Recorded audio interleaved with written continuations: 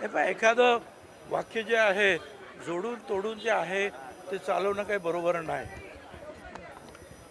मी आठवण करून दिली की अगदी याच्या शेजारचा जो A10 बंगला आहे तिथे या पक्षाचा खरं म्हणजे जन्म झाला, ह्या पक्षाची स्थापना झाली, ह्या पक्षाचा झेंडा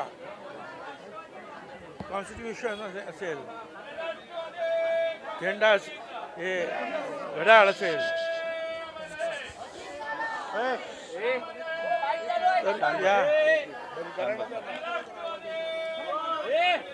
तर या सगळ्याचं जे आहे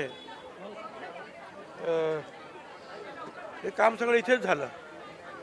मी विरोधी पक्ष नेता होतो आणि तो बंगला होता.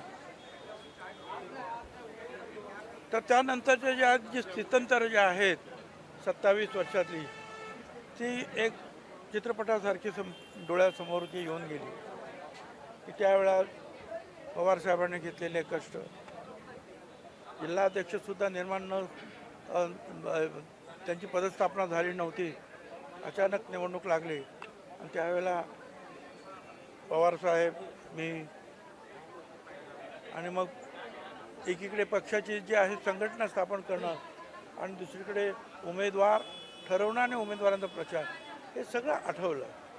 त्यातून हा पक्ष जो आहे हा राज्यामध्ये सुद्धा सत्तेवर आला, अर्ध सत्ता असेल म्हणा, उपमुख्यमंत्री वगैरे, पण त्याचबरोबर दिल्लीमध्ये सुद्धा पवारसाहेब आणि इतर मंत्र्याच्या रूपानं दिल्लीमध्ये सुद्धा मंत्रिमंडळामध्ये समावेश झाला.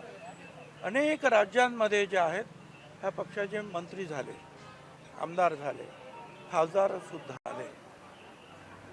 आज अजितदादा यांच्या नेतृत्वाखाली हा पक्ष इथे काम करतो.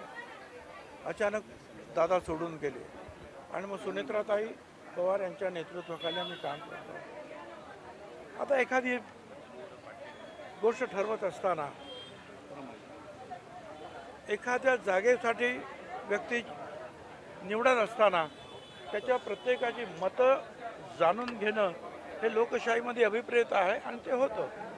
त्या गोष्टी बाहेर गेल्यानंतर त्याच्यामध्ये फार मोठा वादविवाद आहे अशातला काही भाग नाही.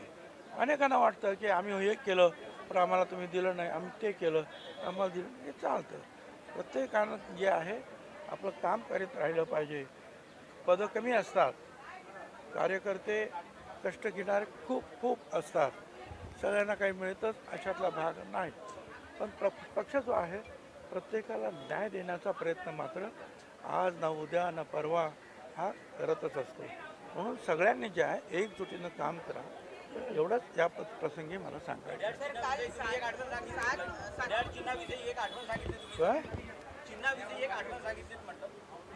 सांगितलं ना, चिन्ह असंच तिथे ज्या अगोदर आम्ही काँग्रेस होती ती आमच्यामध्ये विलीन झाली. याच दिवशी षण्मुखानंद हॉलमध्ये चरखा दिला. याच दिवशी शिवाजी पार्कला लाखो लोकांची सभा झाली, चरखा दिला. चरखा इलेक्शन कमिशनने नाकारला.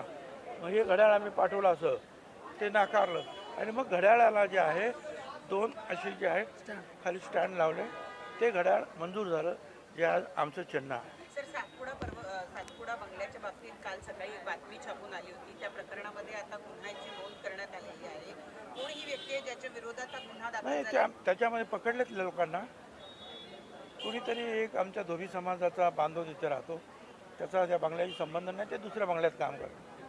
म्हणजे मला जे कळलं ते त्यांचा एक मुलगा नवीन काहीतरी वकील झालेला आहे, तो ज्या वकील फर्ममध्ये जातो त्याने सांगितलं की बाबा ही जाहिरात अशी एक जाहिरात दे, याने त्या बंगल्याचा पत्ता टाकला काय. बाकी त्यानंतर पोलीस आले, पोलिसांनी त्यांना ते घेऊन गेले. कोणी हे काय केलं आमचा त्याच्याशी काही संबंध माहीतसुद्धा नाही, कारण तिथे जे अनेक बंगल्यामध्ये काम करणारे जे आहेत सेवक राहत असतात, मग त्यांची मुलं वेगवेगळ्या ठिकाणी जे काम करत असतात, तिथून काही निर्माण झालं तर त्याला नाविलाज असतो. पुलिस त्याच्याबद्दल कारवाई करतात. सर, हिंदी में सवाल जानना चाहिए. आज यहाँ पे स्थापना दिवस था, आपने यहाँ पे झंडा आरोहण किया, क्या कुछ कहना चाहेंगे आज स्थापना? साल हो गए हैं.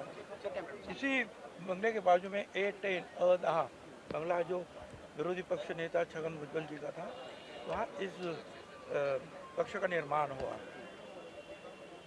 सारी चीज़ें, पक्ष का चिन्ह हो, पक्ष का झंडा हो, पक्ष का नाम हो, ठीक है। एफिडेविट हो, सारे जो यहाँ किए गए। तो याद मुझे जो है 27 साल के पहले की आ गई, जो मैंने लोगों के सामने रखा। दादा, अजीत पवार जी को आप याद कर रहे होंगे, आज हमारे बीच अजीत पवार नहीं है, स्थापना दिवस मनाया जा रहा है, ये जो है बड़ी भाविक पल है। दुख की बात है। कभी भी ऐसा लगता है कि हम अभी भी उस धक्के से जो है बाहर नहीं आ सके हैं, क्योंकि जिस ढंग से जो है अजीत दादा की मृत्यु हुई, वो चित्र जो है बिल्कुल दिल में लगा हुआ है। फिर भी जो है ऐसे लोग बोलते हैं ना, शो मस्ट गो ऑन। हमने जो है सुनेत्रा ताई को जो हमारा नेता चुना और उनके नेतृत्व में जो है हम अजीत दादा का ये जो काम जो है पक्ष का आगे बढ़ाए।